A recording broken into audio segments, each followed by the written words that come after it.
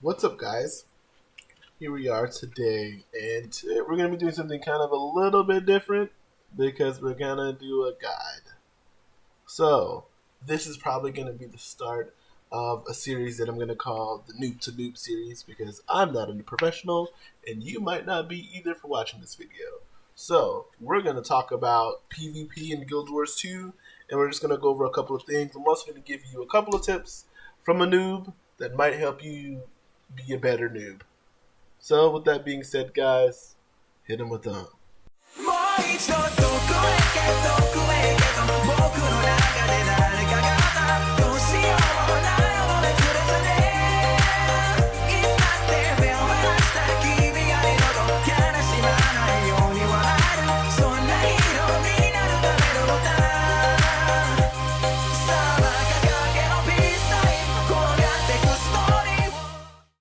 Alright, so to begin off this series here with Noob to Noob, a couple of things we're going to go over that I think is going to be really important. We're just going to talk about types of PvP and, getting into detail about SPVP in particular, because that's what we're going to be the main focus of this particular video. So, when you say what types of PvP, what exactly does that mean?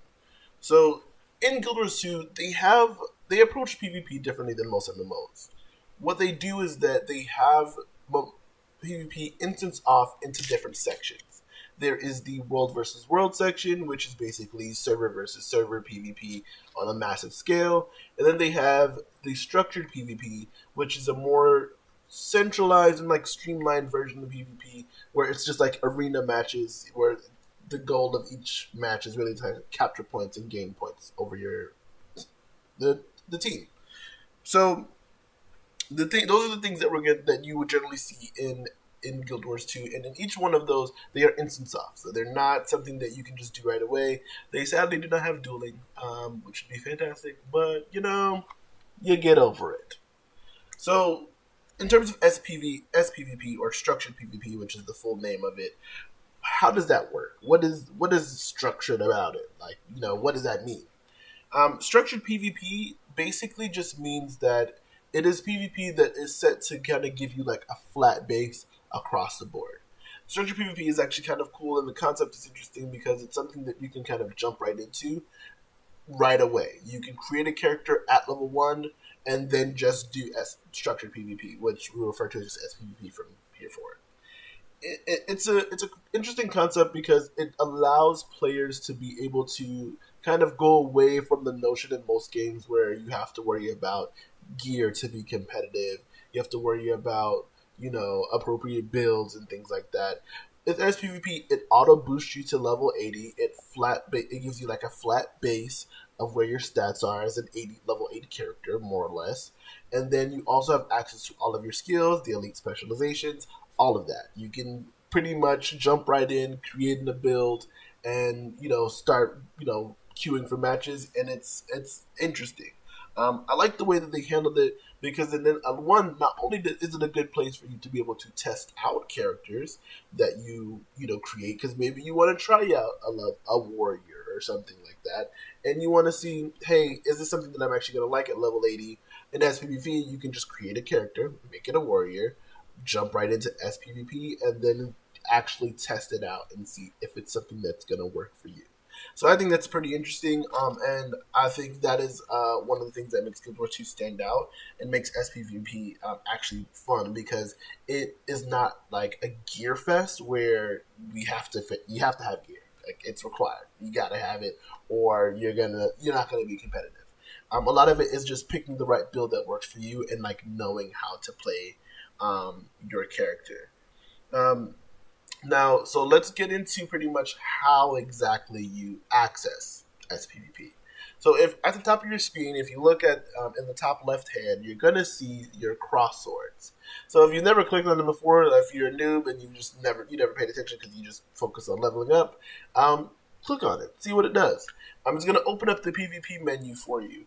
And if you've never actually seen the PvP menu, basically what it looks like is that it's just gonna be a screen. It's going to tell you can enter the PvP lobby, you can play an unranked match, you can also compete in the ranked match.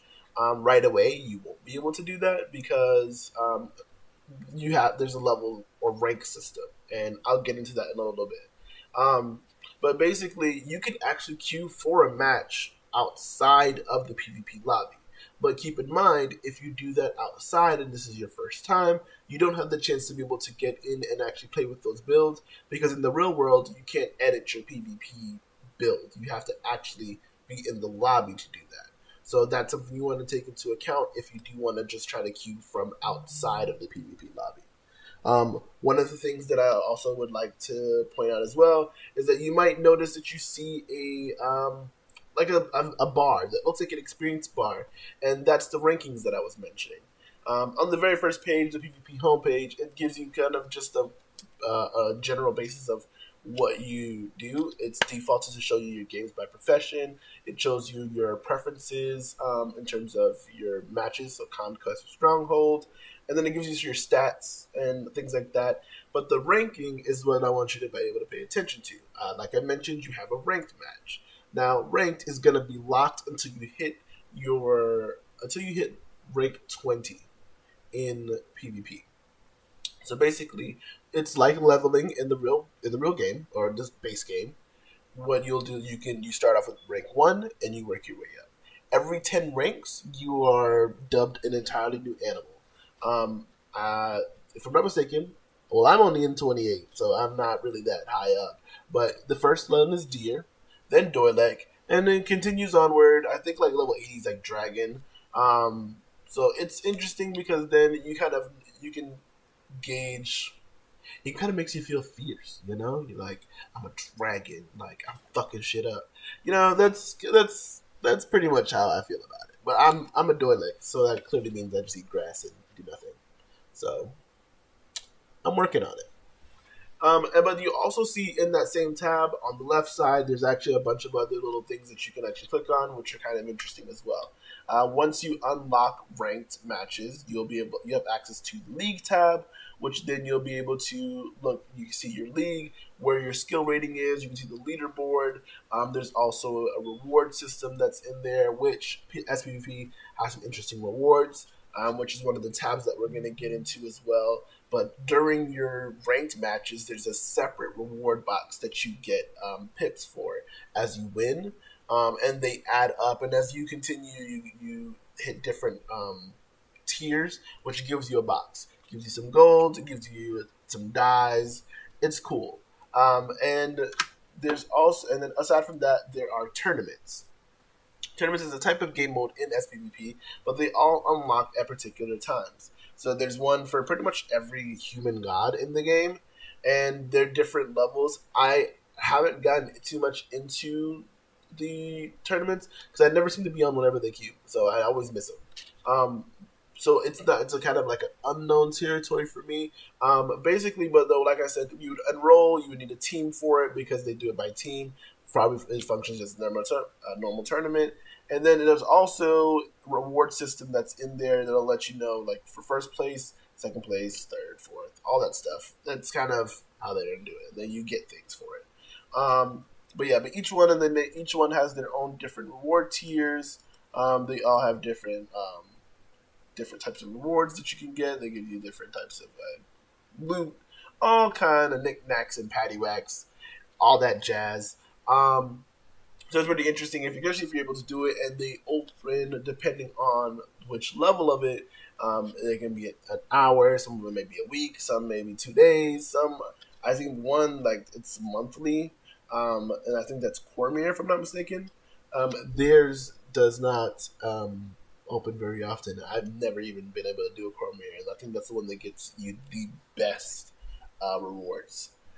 So speaking of rewards, just playing a regular SPVP match, you'll actually be able to do reward tracks. Now, reward tracks are something that you're going to be able to unlock as you play the base game by going to different zones, completing different dungeons, things like that. It'll unlock reward tracks.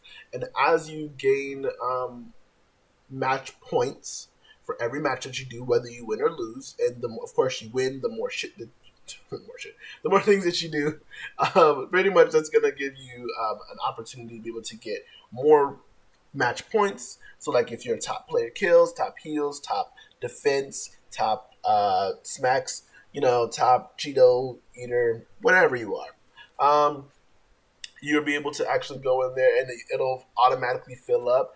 When if you look at a tracker, you'll see like the particular tiers, and then there's smaller tiers within them where the boxes will give you loot, they'll give you crafting material, and they'll give you gear sometimes, and you'll get tomes of knowledge as well. So it's a really a good way to be able to get tomes to be able to also be able to level up your character for the base game as well.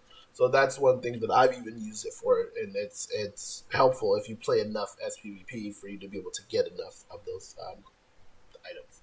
And then the last thing, of course, is the game browser. This is where you can kind of go into custom mode, not really modes, but custom matches. Basically, you can pay to actually have your own particular arena. You can pick a map. And then you can just kind of have it sitting there. A lot of people use that for like 1v1s because it's not bounded by the actual game itself. Some people use it for the dailies because people just want to go on. Some people don't actually play SPVP. In Guild Wars 2, they try to reward you for playing every facet of the game, and they have dailies for literally everything. And there's dailies, of course, for playing SPVP. So, of course, they have some rooms that people just have that are just for dailies. Like, hey, come in, get your dailies done, and then you leave. And so some people just come in and do that, and so that's great. So this is another way for you to be able to do it, but it's not required for you to have to go through a game browser. That's just an option.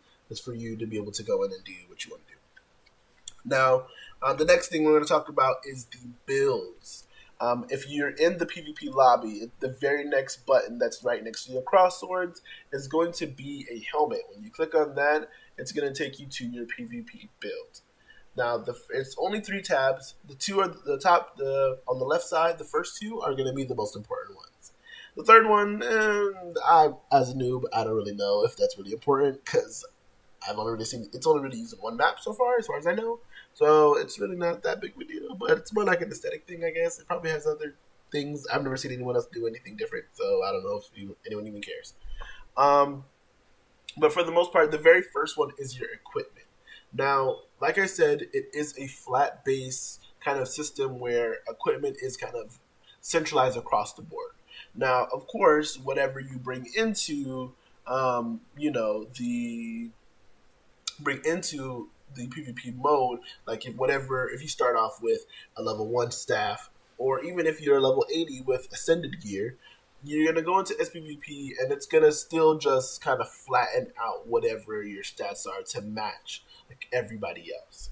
Now, the things that when you get into the build part of it is when you can actually choose, your sigils, your ruins, and then also your amulet, and that is what your build is really going to consist of. That's where you're going to be able to choose the appropriate sigils for your weapons, the runes for your armor, and amulet to kind of help give you a boost. All of those things are what's going to be able to help you. In that very first option, it does allow you to kind of give you some select builds, kind of things that the game would recommend. So for instance, if you were a Mesmer, they have a high condition damage utility, and there's one that's high condition damage, high mobility and control. And then each one of them kind of correlates to one being a base level build, one that's for one elite spec, and then one that's for the other elite spec. And that's kind of just basically from what I've experienced, how it kind of pans out. It may be a little bit different for some characters, but I've only really played SPVP on just a handful of different classes. So that's the first part of your build that you want to pay attention to. Setting up your weapons with the appropriate sigils that's going to play well with your character, and runes and amulets that's going to help you as well. Then the very next part of that is your specializations. Now, this is, of course, in the base game, and this is actually separate from the base game as well. So whatever your specializations you set them to in SPVP mode in the actual match lobby, it won't affect whatever you are in the PvE version of the game. It's none of that they're not synonymous. So that's really good because if you can come in here, you can test out builds, do whatever you want, and then not have to worry about it affecting your actual build. Like if you do raids and dungeons specifically, although I don't know why you would do a dungeon because no one does them. But still, options. So you're able to go in and it gives you access, like I said earlier, to be able to do any of the elite specs that you have, well, that are available for your class. You can switch into any other specializations, anything that you want. You can be able to do it. Now, this is my suggestion to you as a noob, is you don't have to figure it out. Like, there's a website. Like, people figure this shit out already. Like, why are you reinventing the wheel? You know what I'm saying? You just, like, let them do the thinking. And you just, as a noob, use that as a base, MetaBattle.com, which is a website that actually houses a lot of different builds for every profession in Guild Wars 2, is actually really useful. It's where I pick the builds that I want, and you get to be able to pick, what works. They have them, they rank them, so like which ones are kind of like the meta, like everyone plays for particular modes and things like that. And you can just try them out, see which one works for you, which one you like the best, which one's the most fun. Because again, it's a game. The thing that's important is the fun part. Because if it's not fun, why are you doing it? So that's what I want to mention about builds. It's really important that you guys pay attention to that, because the build and how you play it is really the most important part of the game. Like, everyone has access to the build. Everyone's build may not be the exact same, and even if it is the same, how you play it is going to be the next important thing. So you always want to make sure you guys are paying attention to the build, and whatever your amulets, your runes, your sigils, all that stuff, you also want to don't forget to be able to do that, because you can change those. And then if you don't have one, you have a bunch of them unlocked. And if you don't have them unlocked, it just costs a couple of gold. Of course, if you're first starting, you may not have access to some of them because you may not have the appropriate gold to be able to unlock it. But you just try to find the next best thing and then go from there. So in terms of modes, we talked about tournaments already. That's one mode that you're able to do. And then also you have the ranked, unranked modes. Unranked, of course, is where you're going to be playing if this is your first time rodeo, you're the first time you're in the field. You're pretty much going to be playing unranked until you hit rank 20. Once you hit 20, then you're able to do ranked missions. When you do ranked, what happens is that you do qualifiers, which if you're used to ranked mode in almost any other game, they usually have qualifiers, and that's the same concept. You play 10 matches, you get qualified. Once you're qualified, then you're good, and they set you in your skill rating, and you just continue from there. Now, the thing with Guild Wars 2, what they have is that there's actually a decay system. So if you don't play for a little bit of time, your skill rating starts to decay because you ain't playing, and you ain't gonna be the same after a week. So, and it's the same. So basically, what happens is that your skill rating drops after a certain amount of time, but it doesn't necessarily drop permanently. You can go back up. I've seen that it's a kind of an accelerated upward growth if you're getting rid of your decay, because I tend to not play for certain periods of time, and that doesn't happen to me. But those are the main modes that you're really gonna have. Tournaments, like I said, it's a team-based thing. So you would need a party to be able to get into. Usually around the time tournaments happen, if I'm not mistaken, they usually would have people requesting if anybody wants to join. So you can try to find a team that way if you happen to be on when the tournament opens. And so just to round everything off, just the last thing I want to go over is just a couple of tips that I would suggest as a noob to another noob to help you be better.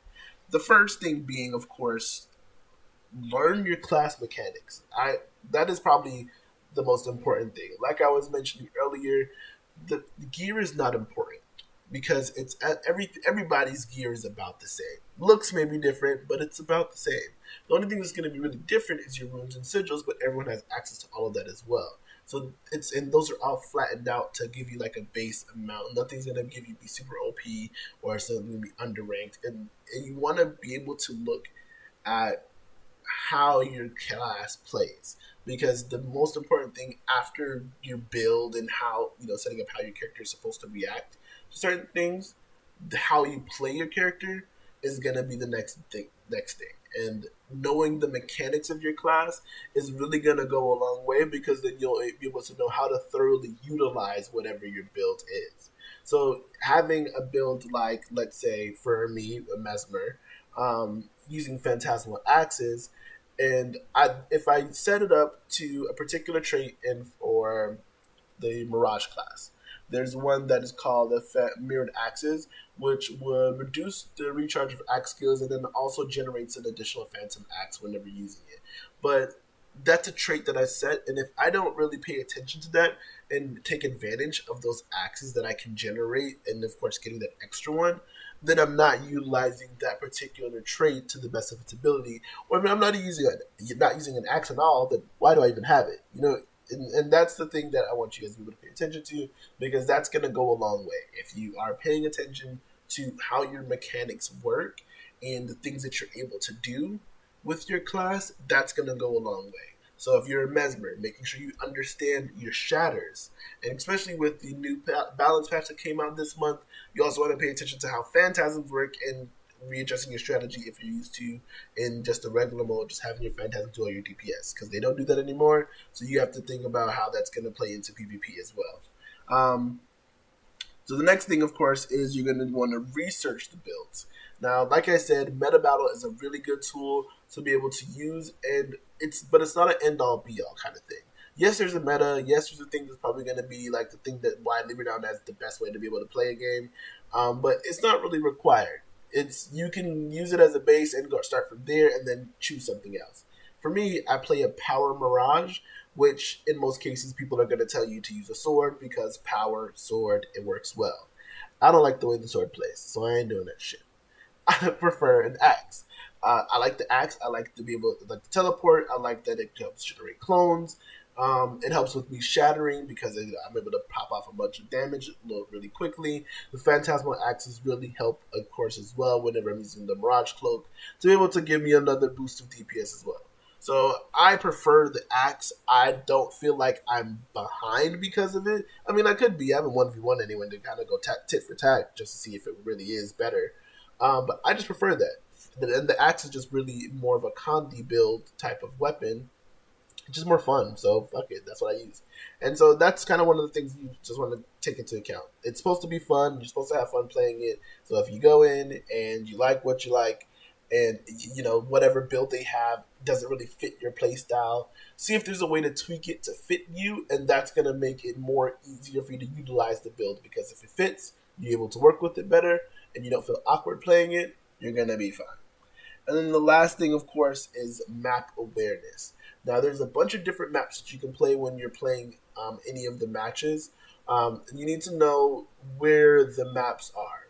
The game mode, pretty much whenever you're playing a match, is going to be a capture the point type of deal. There's going to be 3 points. You're on a team. You capture the point. Keep them away from the other points. Capture all of them if you can. But also pay heed to the different nuances that every map has.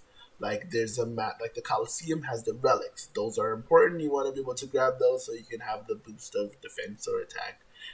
There's some maps that have buffs that add extra points to your team, because it is a point-based system, of course, with capturing the points. You get points. It's kind of in the name. So you want to be able to pay attention to that, and also paying attention to positioning in the map when you're being aware of it, of course, because by you being able to say, hey, I can see that there's a person here or there's 5 people here, why would I go here? Like, there's only one of you, and unless you can take 5 people because they're all trash, then, you know, don't jump into 5 people, because even 5 trash people might be way better than you. So those are my main tips, really, as a noob, that I would suggest, because those are the ones that are going to be the best. I think just starting out, the couple of things that you want to, be able to know. And of course, there's other videos out on YouTube that you guys can be able to look at that's going to give you a better understanding and a more deeper, like advanced tutorial kind of thing. But that's not what this is about. This is a noob to a noob. So this is like me being like new to you being like new, and being able to start up and get in and kind of find the enjoyment out of it, because SPV is actually pretty fun. It's one of the things that I honestly do more than just playing the regular game. So with that being said, guys, I want to thank you for being able to watch. I hope these tips are helpful. If you have any other like noob tips that'll help other noobs, definitely put those in the comments below. Make sure you guys like the video and subscribe if you want to see more of this, and just let me know what you think about the Noob to Noob series. I know this one's kind of long, but we can definitely figure out a way to be able to get them out shorter, do them for different things, and it doesn't have to be just Guild Wars. I can do them for different games because I'm a noob at literally all of them, so we can do that and go from there. So that being said, guys, Mick out.